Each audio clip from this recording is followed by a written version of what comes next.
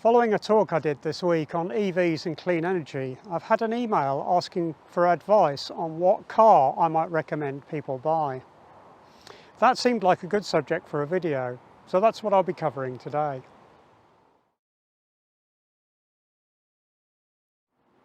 Firstly, I should say at the beginning of today's video that the weather is not being particularly kind to me, so it's a little bit windy here today.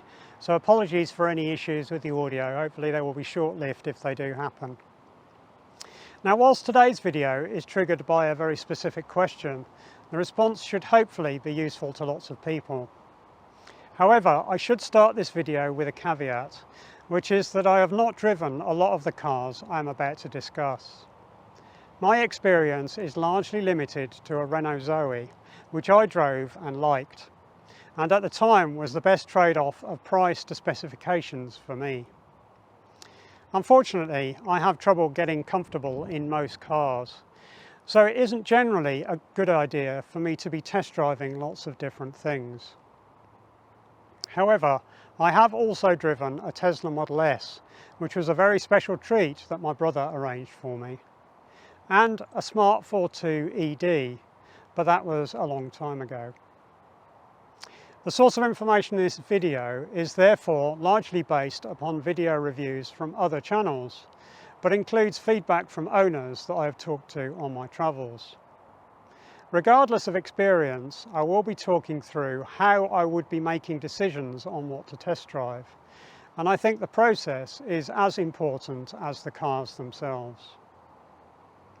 With that caveat out of the way, let's have a look at the email, the starting point for this video, although I have lifted out a subsection of a larger message.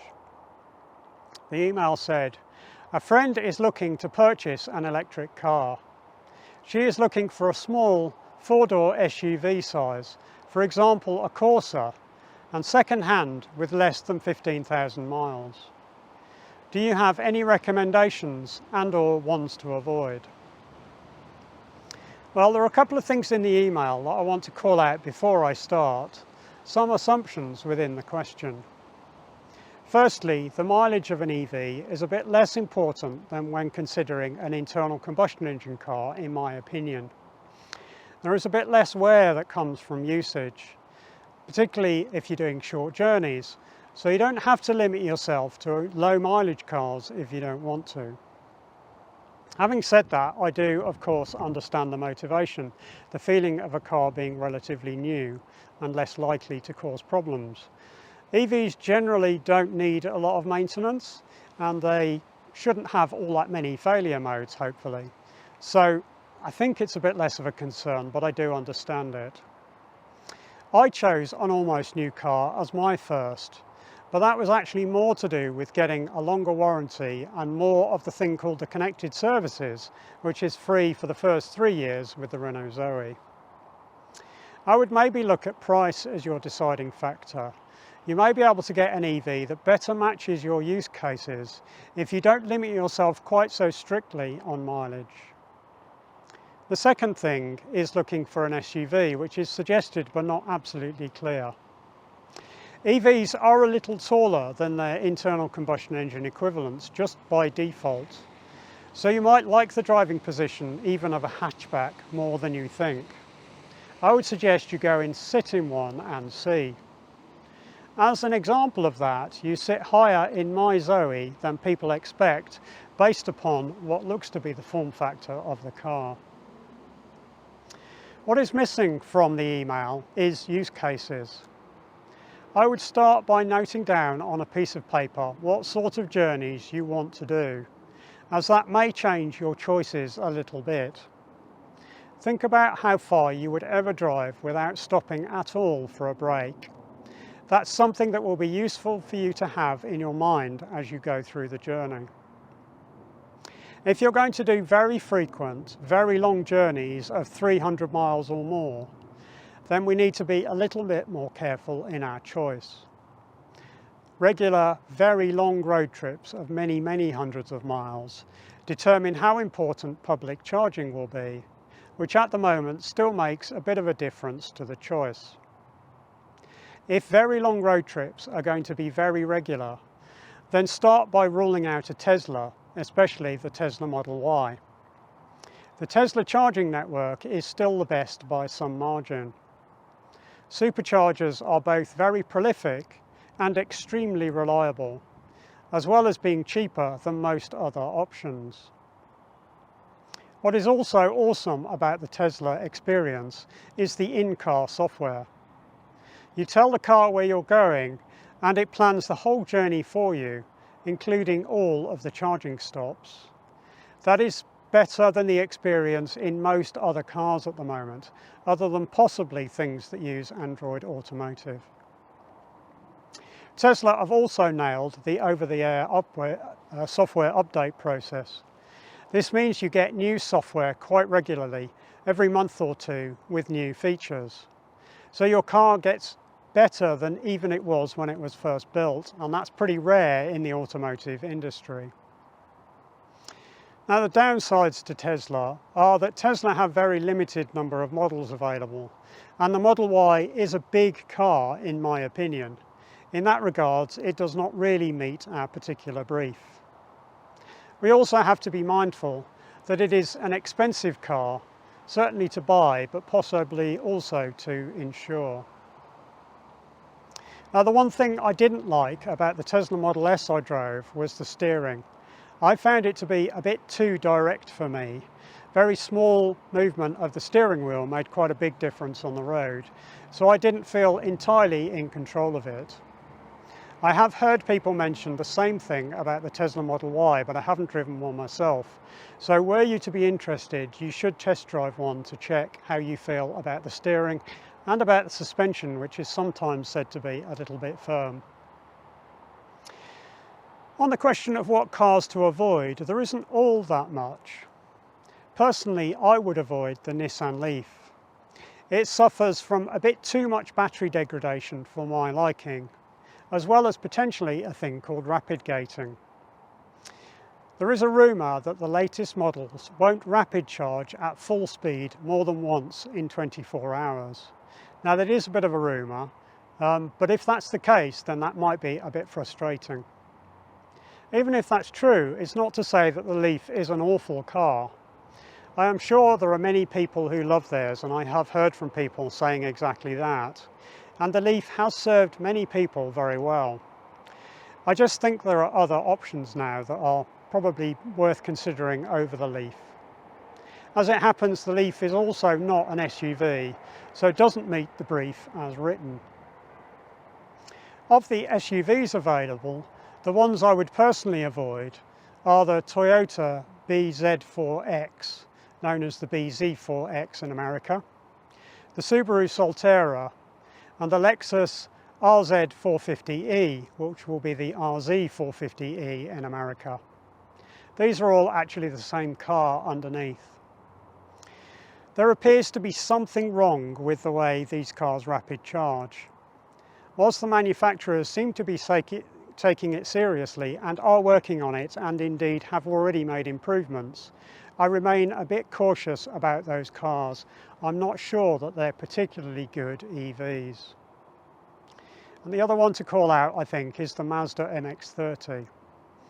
A choice was made by Mazda on purpose to put a relatively small battery in a car because they think there are use cases that only need a small battery. It has an extremely limited range because of the battery size of just about 100 miles, if that. This reduces the use cases for which it is well suited quite significantly. So just bear that in mind were you to look at the MX-30. There's one more thing that I want to add a bit of caution to, and that's the Volkswagen ID range. Volkswagen IDs such as the ID3 and the ID4 are a little bit difficult to recommend in my opinion. They have suffered some software problems throughout their life. These are largely fixed, so this might not be a big issue anymore, but I am still slightly cautious of that fact. What is great about the ID range, with the ID3 in particular, is that they seem to offer a car that is bigger on the inside than the exterior dimensions might suggest. This is the benefit of a car that is designed to be an EV from the outset, as all the ID cars have been. EV drivetrains, you see, need a bit less space than internal combustion engine drivetrains, which leaves more space inside the car for the occupants. But this is more the case for a car that is designed to be an EV from the ground up, rather than a modified car or a car that is designed to be something that offers an EV option as well as an internal combustion engine option. You see, some manufacturers have hedged their bets and built cars with a choice of drivetrains, only one of which is BEV. Those cars tend to offer a little bit less interior space. Although, of course, we've generally been happy with internal combustion engine cars for the years we've had them. So for your first car, you might not notice the difference. Before going back to the brief, I want to throw in two wildcards. Those are the MG4 and the Renault Zoe. The MG4 has been getting really rave reviews, and my neighbour loves his, except for the lane keep assist, which you have to turn off because it pulls on the steering wheel under certain circumstances and is not particularly safe. And unfortunately, you have to turn it off on every journey as it comes back on automatically. But as long as you do that, it seems to be a bit of a cracking car. It comes with an extremely long warranty and it's very cost effective. It's not an SUV, but why not sit in one and see what you think about it? The Renault Zoe offers a lot for the money on the second-hand market. Prices of the Zoe have dropped dramatically in the last year or so. And the car sits much higher than you might expect, so that too is worth sitting in. Now, negatives of the Renault Zoe is probably that DC rapid charging is the slowest of the EVs on the market at the moment. If you are going to do long road trips, then you have to consider that. You can work around it, but you will be waiting longer for the car to charge than a lot of other things. You should also check out my video on the Euro NCAP safety rating of the Zoe and make sure you're comfortable with that aspect of the car as well. Now, back to the brief. We're looking for a small SUV. What other options should we be considering? If we're going to do a limited number of very long road trips, then we should consider the Stellantis cars.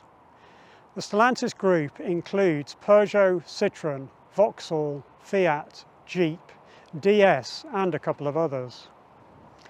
A lot of these cars are built upon the same drivetrain. Initially, they were based upon a 50 kilowatt-hour battery, although the newest variants, just recently released, have increased the battery size to 54 kilowatt-hours. That gives these cars a maximum range of just about 200 miles. The charging speed on these cars all seems okay, helped by the battery being a reasonable size probably. Now, there are lots of Stellantis options. Indeed, there are too many to mention, but I will call out just a few. There is a Vauxhall Corsa electric version. It's not an SUV, but the Corsa was mentioned in the question, so I thought I'd call it out. However, the Vauxhall Mokka is the SUV that is offered by this particular brand, and that might be worth a look. There is also the Peugeot E2008 and the Citroën EC4, as well as others. But the EC4 is worthy of note because it is considered more comfortable than a lot of other EVs. The Citroën have decided to tune that car more for comfort rather than trying to balance comfort with sporty handling, as is done in some other cars. I think all of the Stellantis cars are likely to be pretty good. However, their battery size does limit their range a little bit more than other brands because they chose for a 50 kilowatt-hour battery, whereas some others have gone for 60, 64 kind of size. I think Stellantis have tried to hit a different balance between cost and range, and I think there's space in the market for that, and I think it was a sensible choice for them to do. It's worth bearing in mind that few, if any, of these cars in the Stellantis group are EVs from the ground up, so that might impact the internal space that's available just a little bit. Now, my pick of the bunch of EVs are actually the cars made by the South Korean manufacturers, particularly Hyundai and Kia. These are part of the same group and share the same underlying drivetrains in a number of cars. The early generation of cars by this group were extremely efficient, offering really long real-world range from good battery sizes. This is things like the Kia Soul, the Hyundai Kona and the Hyundai e-Niro, although the e-Niro is the biggest of them all. The downsides of these are that they do have slightly pedestrian charging speeds. They're not terrible, but they're not as fast as really recent cars that have been released. But that might not matter to you if you're not doing lots of very long road trips. These are also shared platform cars, sharing underpinnings with internal combustion engine cars, so they might not offer quite as much interior space as cars that are designed as EVs from the outset. Now, the next gen cars by Hyundai and Kia are pretty amazing. They're built on a new platform, and that is intended to be EV from the ground up. This is the Hyundai Ioniq 5, the Kia EV6 and a thing called the Genesis GV60. These are absolutely charging monsters, so they suit themselves really well to long road trips. Indeed, these cars might possibly charge too fast, as you may need to move them off DC rapid chargers before you are ready to finish your break, particularly if you stop for a meal. The other thing I would say is that these are big cars, bigger than you might get the initial impression from by looking at photos, so I'm not sure they really meet the brief absolutely. In preparing a shortlist, the thing that has been the limiting factor is the word small. Small is of course relative, with small to some people seeming big to others. But the options for small cars these days generally seem to be a bit limited.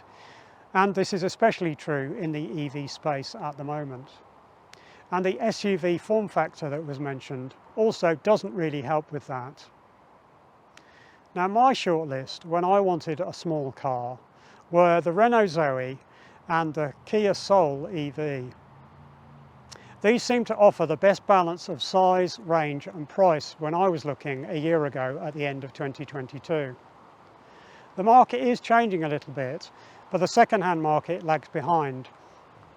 So some of the newest small cars, particularly cost-effective ones, are not available on the second-hand market yet. Things, for example, like the Fiat 600e, which has just been announced but probably isn't even available yet. Now, generally, my advice would be to think of your use case first. If you don't do long road trips regularly, then that opens the door to more options. Think about what you actually do, rather than what you wished you did, or did once many years ago. It is also easy to get a bit too caught up in the numbers when thinking about EVs. Don't focus solely on range and charging speeds. These are not quite as important as you might think before you have an EV. Now, to understand this point better, you might want to look at my video entitled EVs, Not Enough Range, in which I discuss that topic. I'll link to that video from the end screen of this one, as well as putting the link in the description. So you can wait for the end screen to come up for that link if you're interested in that video. The other thing I would say is there's a great source of information for looking about EVs, although it is of course tech specs, and I have warned you about not getting too carried away with tech specs. But that website is called EV Database. That's ev-database.org. That is a really useful source of information that tells you a bit more about what cars are capable of. So have a look at that as part of your choice. Well, that's it for another video. Thanks very much again for joining me. Your comments and questions are most welcome in the section below. I'd like to hear your thoughts about what you would recommend to other people based upon your experience. If you've liked the video, it's a help to me if you click the thumbs up button. That tells YouTube that you've enjoyed it, and it may promote it to others who will also enjoy it. And of course, click the subscribe button if you want to see more. Thanks.